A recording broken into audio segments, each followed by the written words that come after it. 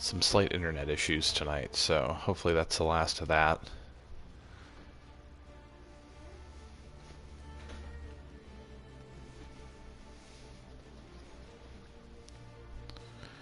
This stream brought to you by Charter Spectrum.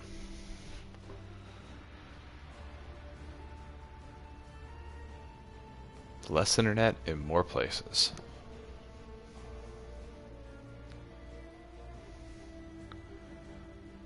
No, Charter does not sponsor this stream.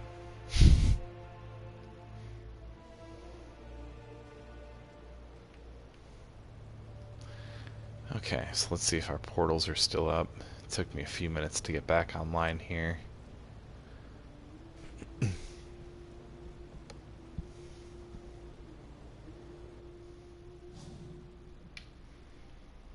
Yeah, our portals are back up at least. So that's good. Doesn't look like it counted that as a death. I think I have this unique already. But hopefully I'm done with internet issues for the night.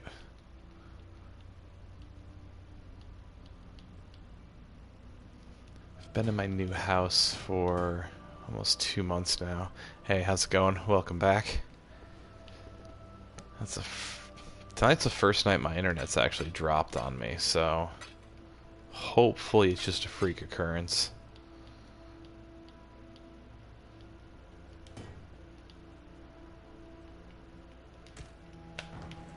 And we'll sell these chromatics and head back into our map.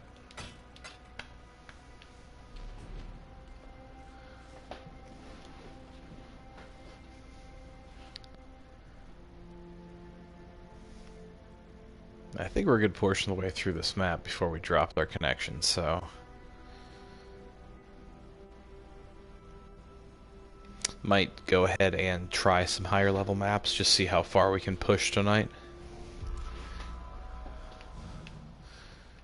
Mission failed. Womp womp. Put on the overhead map. Yeah, we explored a good portion of this.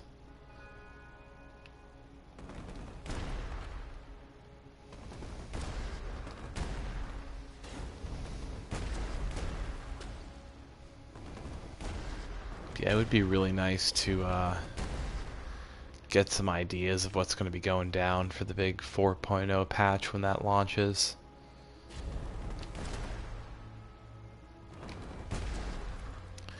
I'm hoping we'll see some performance increases, to be honest with you. I haven't run into blue screens a lot lately, but I still run into like some of the rubber banding issues, the random lag. My summons haven't seemed to lag me out so much lately on my Necromancer.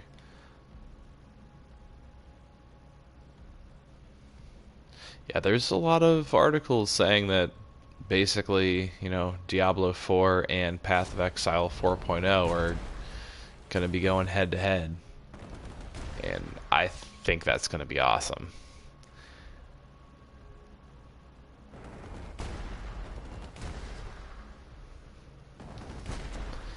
I mean, I'll be honest, like, I love ARPGs in general, and, you know, Diablo is the franchise that got me into ARPGs, so, you know, I'm not going to write off Diablo 4. Like, I know a lot of people really dislike 3. I don't think it's the greatest game in the world, but I don't think it's a bad game either. Like, I've definitely played worse ARPGs in my time.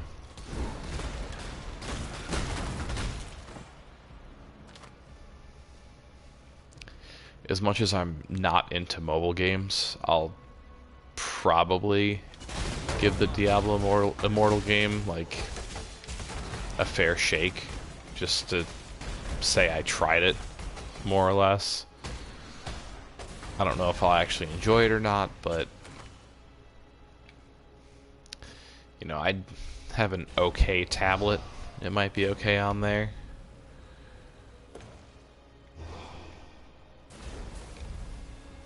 I really hope so. Yeah, I've always been a strong believer that competition always makes things better.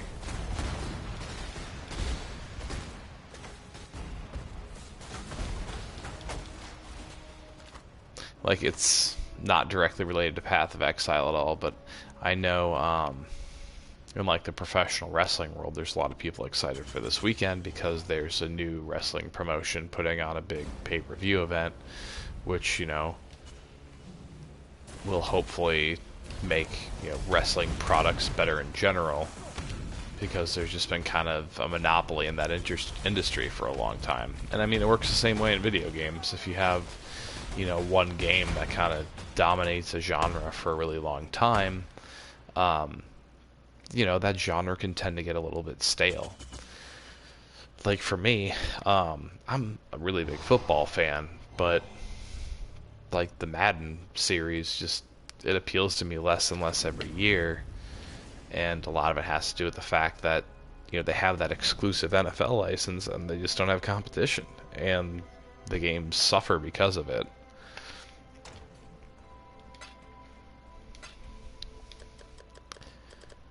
But the ARPG genre has definitely gotten a lot of, you know, better games over the years. I know there's the Torchlight free-to-play game, which I haven't looked into any of that in a while. I'm hoping that there's plans to bring that to console, because the first two Torchlight games were a ton of fun. I thought they were great. There's Grim Dawn, which I know is out on PC and I believe Xbox One. I'd love to see Grim Dawn come to the PS4. I think that game would also be a lot of fun. And I'm really excited to play Marvel Ultimate Alliance 3 on the Nintendo Switch. I think that's going to be great. I know for a fact that that won't actually be coming out on PS4 just because it's being published by Nintendo.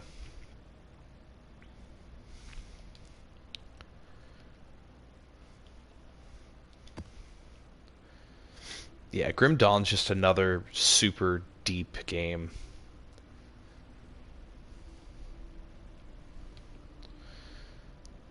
I haven't gotten the chance to actually sit through and like play it, but I've seen enough about it to kind of, you know, get the impression, get, you know, a first impression from the game.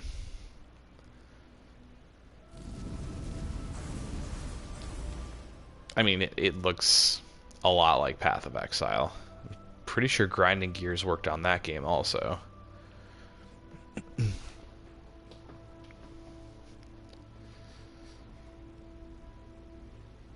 Yeah, in my book, the more ARPGs we can get, the better.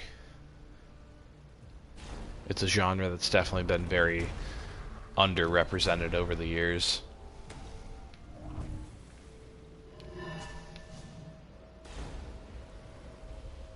Hopefully I can actually finish this this memory. I haven't had a lot of luck in actually getting to these in time recently.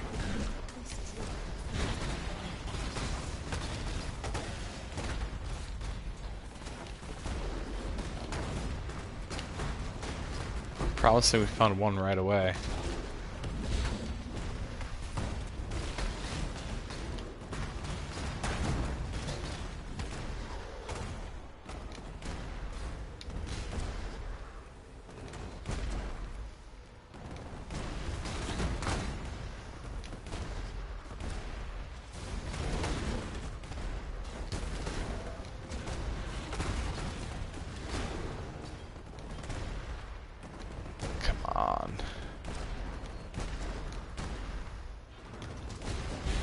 There we go, there's the other one.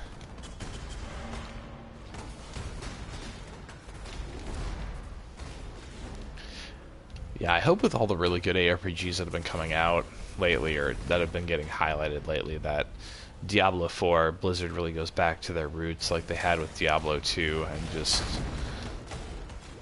you know, just makes things a bit more deep. And not necessarily complicated, because I don't even feel like Diablo 2 is a super complicated game. There were just a lot of different things you could do with your builds, and like your build actually mattered.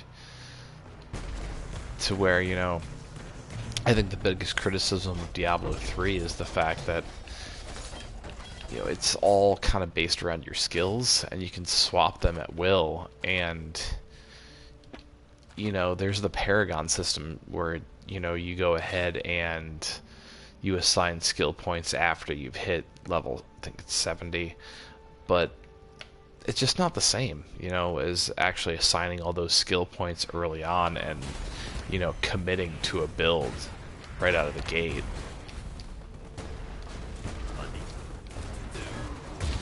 Ooh, we have the Immortal Syndicate. Very cool.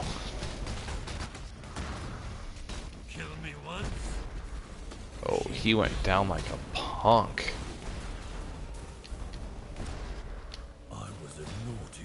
Next intervention. Yeah, I'm not going to interrogate him. There's just not much of a benefit to it at this point.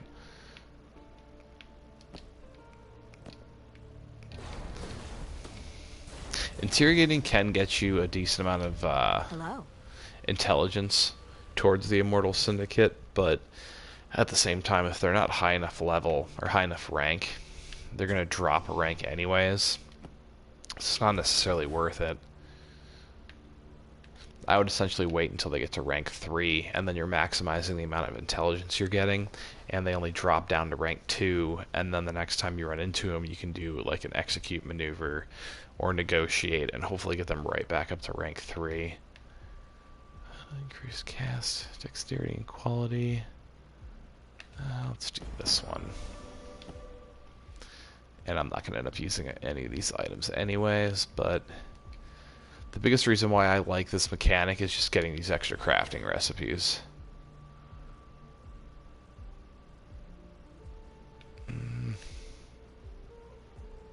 Let's work towards getting that to rank 3.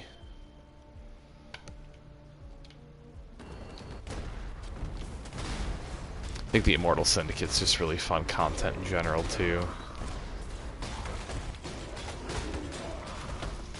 They definitely did a great job of actually putting in content from past leagues that were a lot of fun into the base game.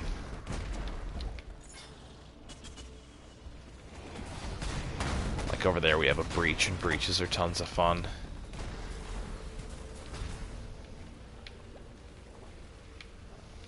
And that's essentially what the next league is going to be a lot like. It's going to be a lot like Breach. At least that's the impression everyone has so far. Which I think is a good thing. Breach League was a ton of fun, and it's still fun to run breaches even in the standard game.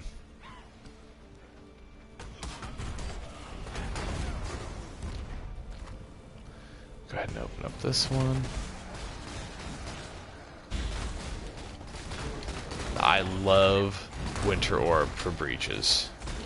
So much destruction.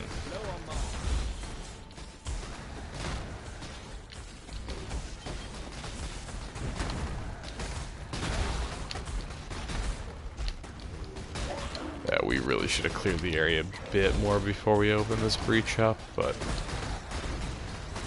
we're lagging a little bit. I think we'll be okay.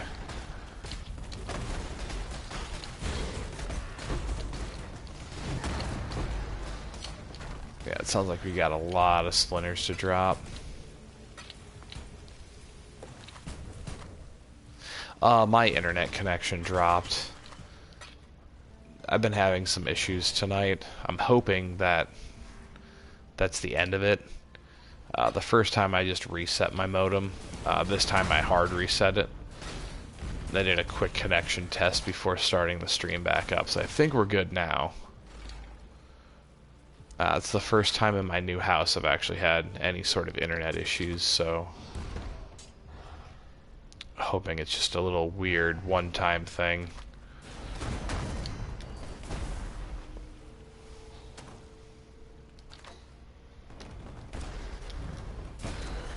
So yeah, hopefully no more interruptions tonight.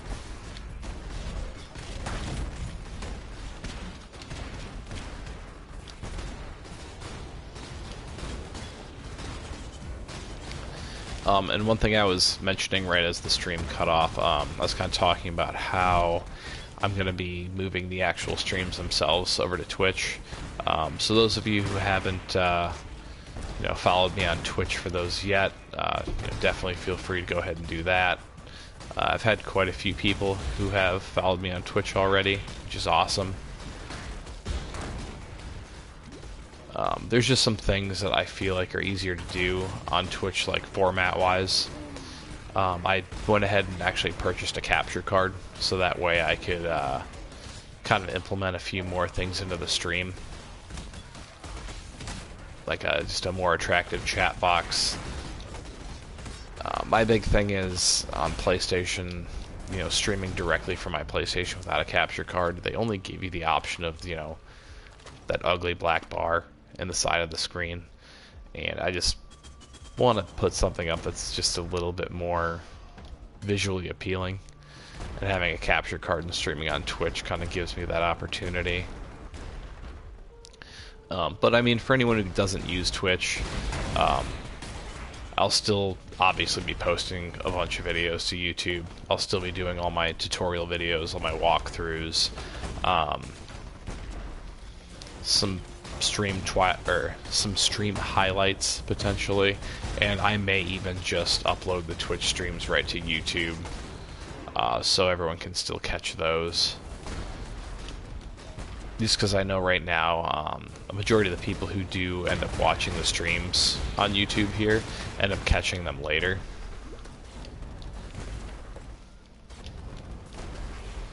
I've also learned that YouTube really doesn't have nearly as many people watching streams as Twitch does. I just never really did or watched a lot of Twitch before I started streaming, and I've kind of realized that that's where everyone does it now.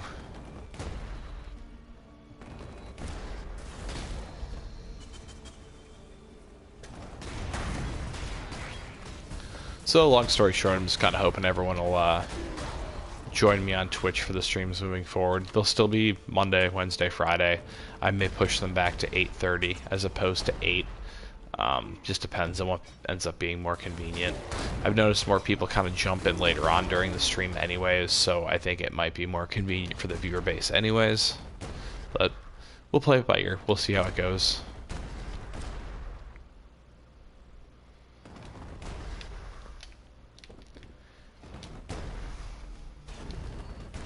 Oh, we actually completed this map. We're roaming around for nothing.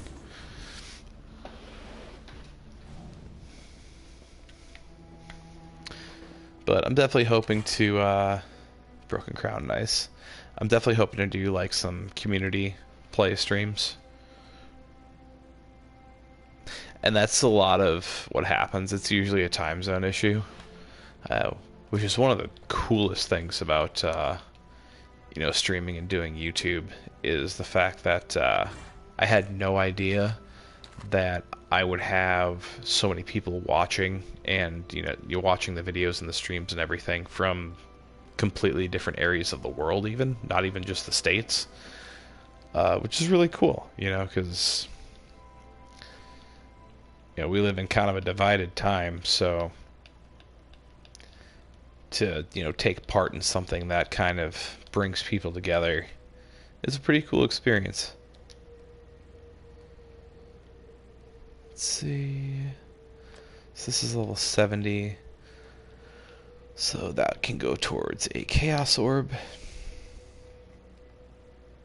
At this point I can probably stop hoarding as many jewelry items for Chaos Orbs. I usually dedicate a stash tab to this, to building, you know, a full set of items to trade in unidentified for 2 Chaos Orbs. Just a really good way to build up currency.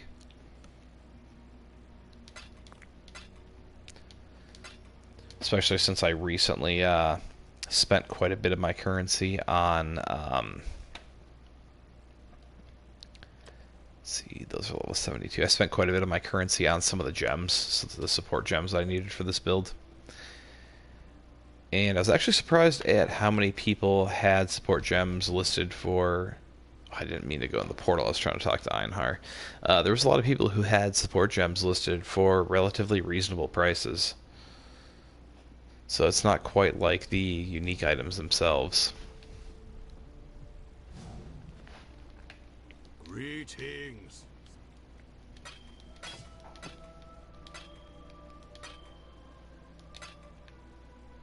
Throw our cards in the stash. I think we'll go with a bit of a higher tier map.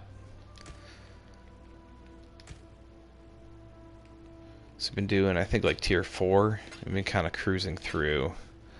So I just want to see if we can push a little here. So tier 8. Got 2 dunes and an orchard. And now these will want to upgrade to rare, so we'll want to elk these in order to get our actual map bonus. Let's see, desecrated ground totems. Yeah, that should be fine.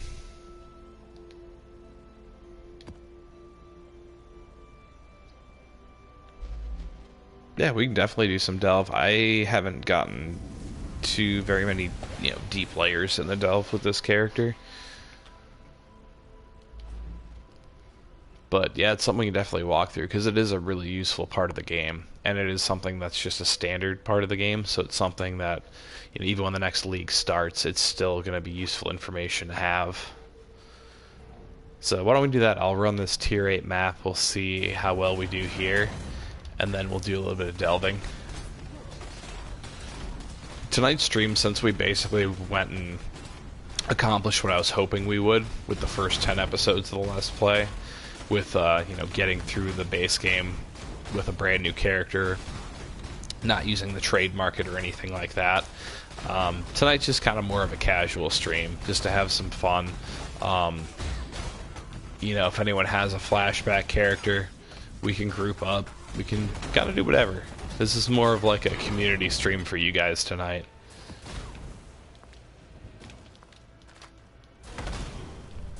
So yeah, like any requests, any questions, any whatever, we'll just kind of play it by ear.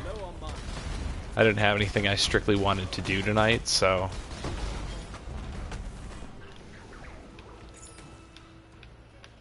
Nice Chaos Orb.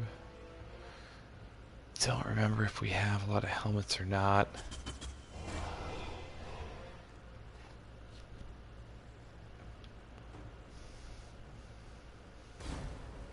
It really depends on how deep you are in the delve. Now, speaking of the delve, This'll be nasty, Exile. my sulfate's maxed out too, so I should be running delve anyways.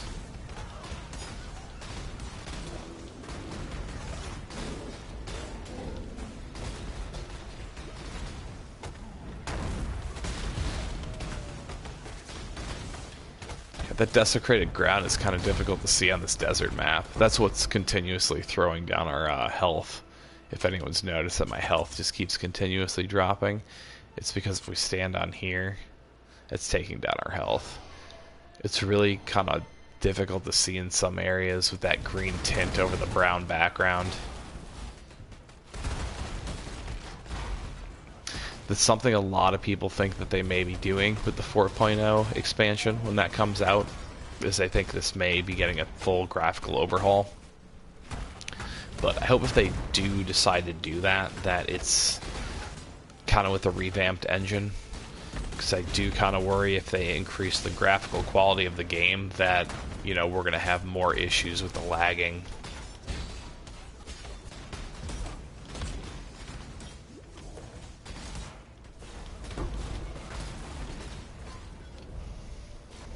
Ball orb. Very nice.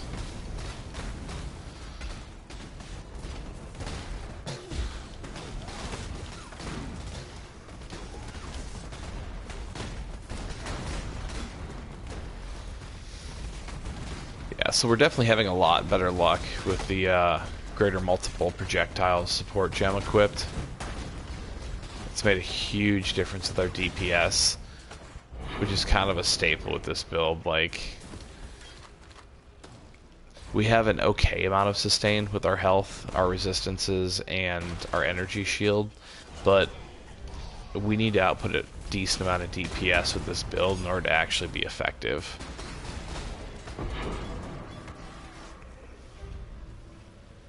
I know some of the animations will actually end up being fixed with the upcoming patch. At least the melee animations, which are the ones that are in the most desperate need of overhaul anyways. For anyone who hasn't seen the trailer yet for Legion, The melee animations look fantastic. I'm really impressed with what they've done.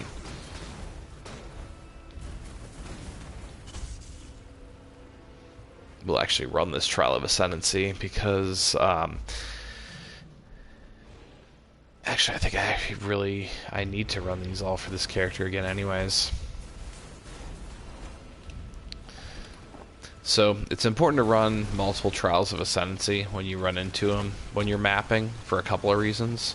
One, because you actually need to run, I believe it's all 6 that randomly generate throughout maps. There's not really a way to grind them out and find them all.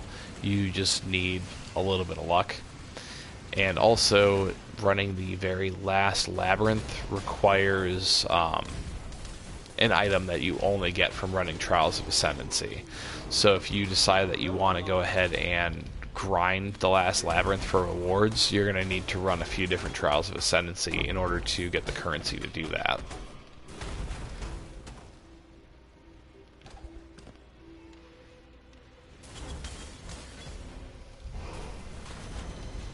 And I honestly don't mind the way that this game looks right now either.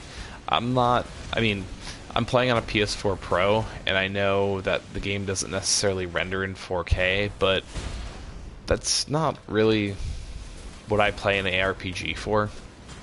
I mean, it's nice, don't get me wrong, like a game looking better is cool and all, but yeah, I'm looking for solid gameplay. That's what it comes down to for me.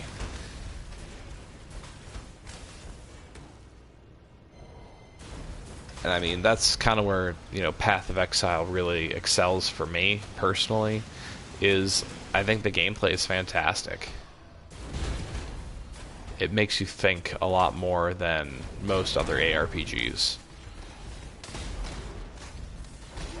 Especially when it comes to builds.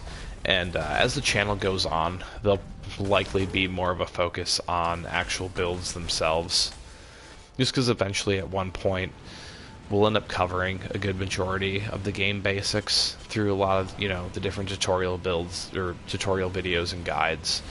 So at that point, it'll only make sense to start doing more theory crafting videos.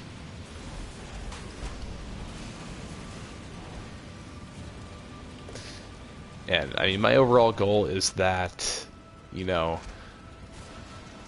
viewer knowledge will increase. Like, you guys are going to learn a lot more from, watching the basic tutorials, to the point where once we get to more of like the theory crafting stuff and, showing different builds, you guys will know exactly what I'm talking about when we, talk about why we want specific stats and certain skill gems and what we're trying to accomplish.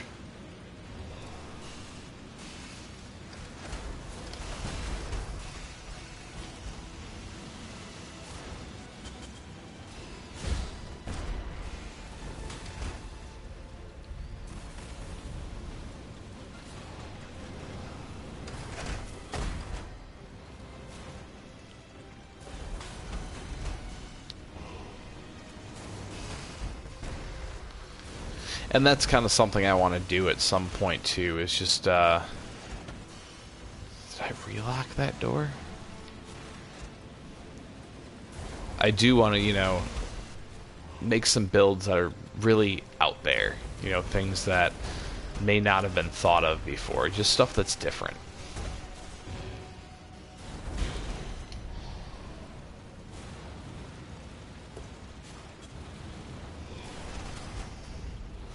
No, we pulled that lever.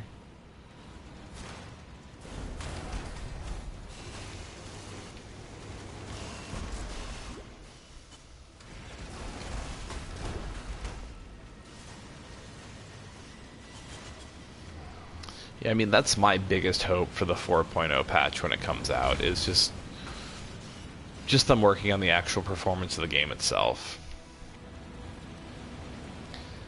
There's been a lot of rumors of like some of the different things that may be included, but I mean, honestly, the game doesn't need to look nicer. A new character would be cool, I guess, but overall, just increasing, the overall performance of the game, getting rid of some of the stutters, the lags, the rubber banding, the blue screens. that's really all that I could ask for at this point. The game has plenty of content. I know if you've been playing on PC for a really long time and you've played the content over and over and over again, you kind of just wait for the next league. But the game's really fresh on PS4, so a lot of this stuff isn't going to feel repetitive for quite a while. So yeah, this offering to the goddess, that's what we need to be able to run the labyrinth.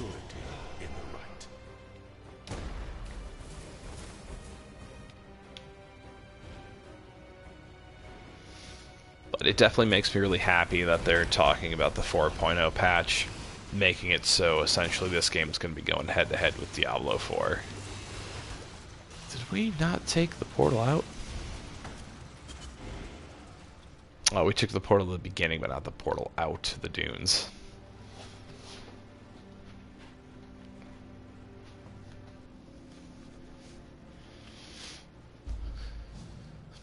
Yeah, I think it'll be really cool, and I hope both GGG and Blizzard pull out all the stops and really surprise us with some awesome game mechanics, some really fun stuff.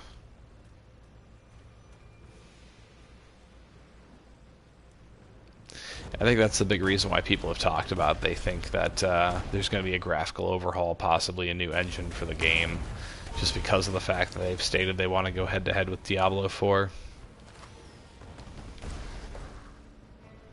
It could all be marketing, too. It's just a shocking thing to say, so you kind of get people's attention.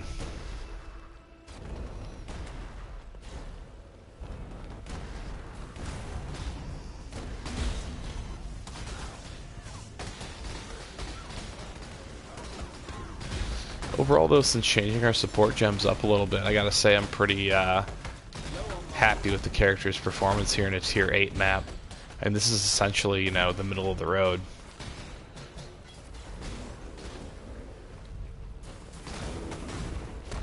We're not doing too bad, and our gear can improve a little bit. Ideally, one thing I'd like to get for this build would also be a 6-link that isn't my tabula rasa, so that way I can actually have some stats attached to it.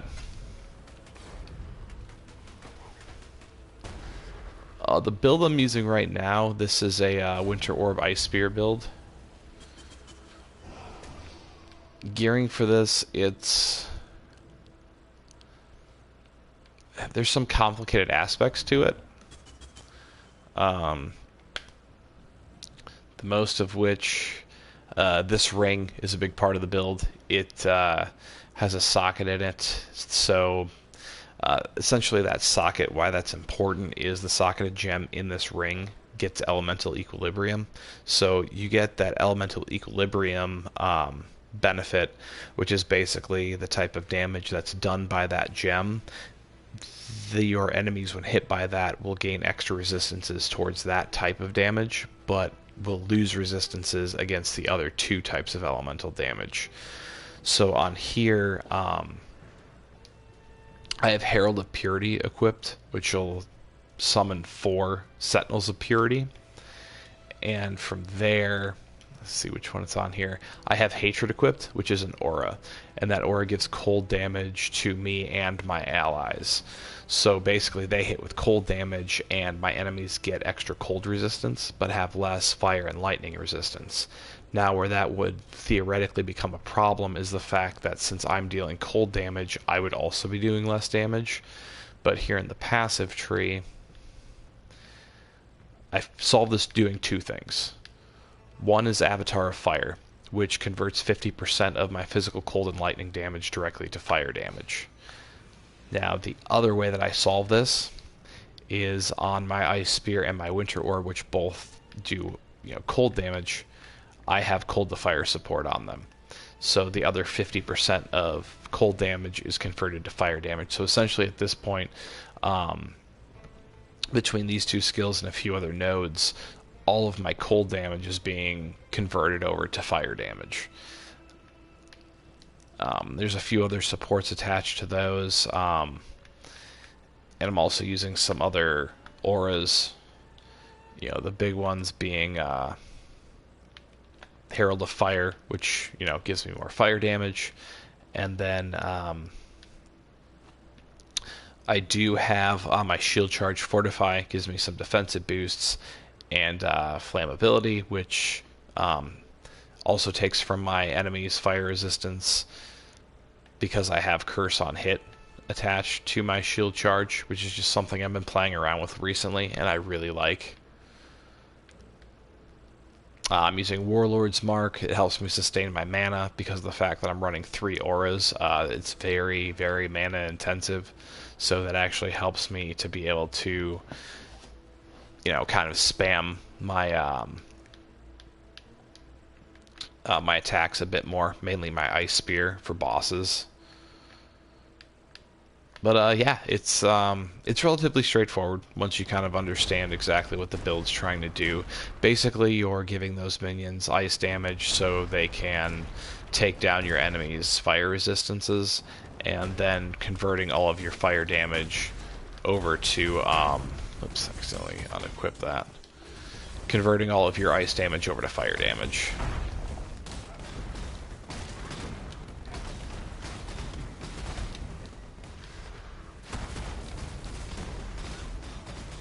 It definitely helps with bosses, but it also makes it so that I can run through these mobs super fast.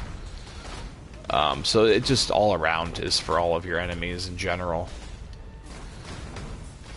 I would more or less say that the Warlord's Mark comes in more handy against bosses, because then I can spam my Ice Spear against a boss, which is where a majority of my single target damage comes from. Winter Orb is more or less for taking out these mobs. Like you can kind of see, I travel around with my shield charge, and things are just dying in my path. Now, the reason why I'm able to shield charge as often as I am is because the Trickster actually has an ascendancy to where your movement skills don't cost any mana. So that's why I ran this with the Trickster.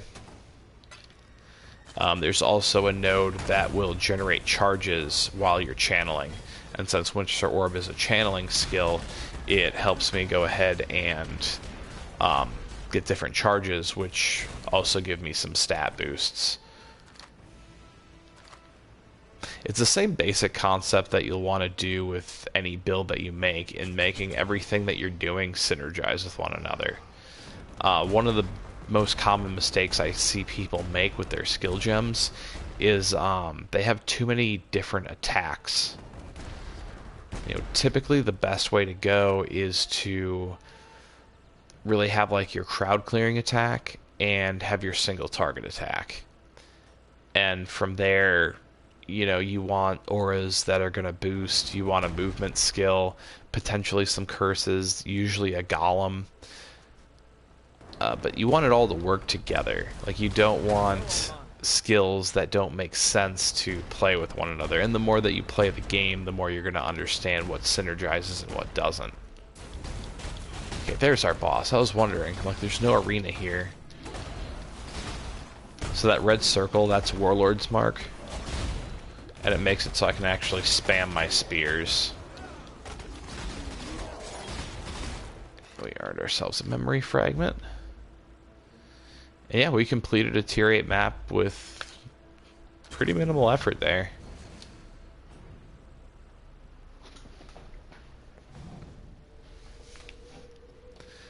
And these memory fragments are what we're trying to take to Zana. Another Shaper's Orb.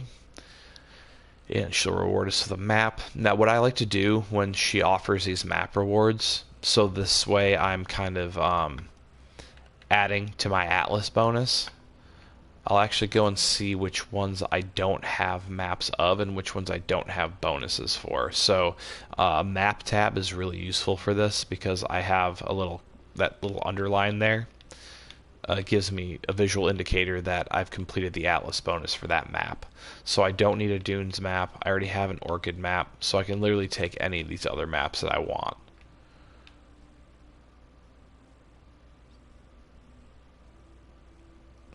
So the way that you kind of solve not getting a Frost Furno, you're going to have to sacrifice some of the other gems that you want to attach to your Winter Orb, and attach a Cold to Fire support on that. That'll kind of balance out the fact that you can't get dual, or that you can't get Frost Furnos. Shroud is a really nice DPS item, but you can still build your DPS without having it, just through having other decent gear. The other thing that people typically run is dual bell timbers because it gives you those extra projectiles. But if you can't get a hold of those, you can just run a GMP support on both your Winter Orb and your Ice Spear, and that essentially makes up for that also. And granted, you're not going to be doing quite as much DPS as you would if you had those unique items, but excuse me, those items, I mean, they're strictly endgame items. They're not easy to obtain, and they're going to be even more difficult to obtain on console compared to on PC. And that's kind of the downside to going through build guides online, is the fact that these guys are all playing on PC, where there's an established market, there's a plethora of items because the player base is just that much larger. So it's going to be more difficult for console players to get a hold of those items as compared to PC players. So you're going to have to be more creative in the things that you do to kind of balance out the fact that you're not going to have those same items that a PC player is going to have. So in a way, you need to, I mean, honestly, kind of be ahead of the curve a little bit and have more of a grasp on the game than you would even as a PC player, because, you know, if you're a casual PC player, you can just follow one of those PC builds and not have to worry about it because the items are so cheap in those marketplaces. But that's not the case on PS4. So you kind of have to do that extra research, or, you know, learn from someone who kind of knows how to go about getting around those types of issues in the game. Which, I mean, stuff like that is kind of the purpose of my YouTube channel, is just to educate people more on the basics of the game, so that way you're more prepared to do things like that. So from here, we ran a tier 8. We got a tier 9 map. That's super nice. From here, we'll actually go ahead and do a little bit of delving.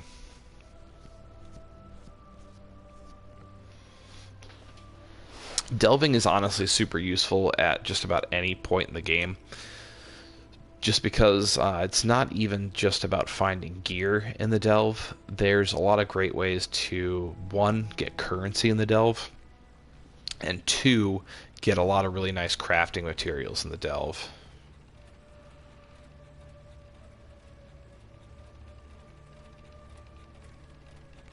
Yeah, so your spell damage will all still stack. Like what I'm doing at the moment, because I like using shield charge, I found this shield on the marketplace that still gives me spell damage. It gives me energy shield, it gives me max life, you know, which are kind of the things I focus on with this build. I typically like to stack up my energy shield just because there's some good skills and nodes that help you replenish that. Evasion's good to go with too, but I just don't like the idea of trying to dodge right now in this game, as opposed to just kind of having what's essentially just stacked on more life. And there's also a nice skill node that allows you to basically leech energy shield through your spell damage, which is super nice. So yeah, I would definitely stack your spell damage. Yeah, the delve isn't nearly as chaotic as like the higher tier maps, and I mean the rewards can be just as great. So like I said, I haven't done a ton of delving with this character, but the other nice thing about delve is they will skip you through a lot of the levels, so you can run depths that make a little bit more sense for your character. So I mean, here we're gonna outlevel the stuff that we're running against by a decent amount, but you know, monster level 53 still isn't terrible, and you can actually, you know, kind of choose your reward path and find some rewards off the beaten path also. So I'm probably going to work my way over here towards this currency. Actually, we can hit some currency right there. So we'll move the crawler over here and we'll actually hit that currency up in that corner. Now, we won't really get any worthwhile drops from the monsters that are here just because we're so over leveled compared to them, unless they drop some actual currency.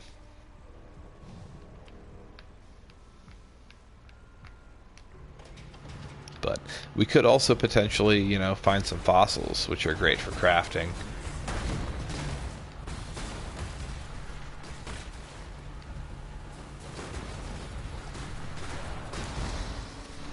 See, and the issue that I was running into in the last stream was I didn't have GMP attached to my Winter Orb yet, so I wasn't getting all these extra projectiles. So GMP is actually going to technically lower your damage with each projectile slightly. I believe it starts at like 38% damage, and you can work it down to somewhere in the mid-20s. But at the same time, you're also firing 4 more projectiles. So while you may be losing like somewhere around like 25% damage, you're, you know, also multiplying that damage by 4. Just an oversight on my part. It's something I should have been running the whole time. It made running that tier 7 map absolute torture. I apologize for anyone who had to watch that.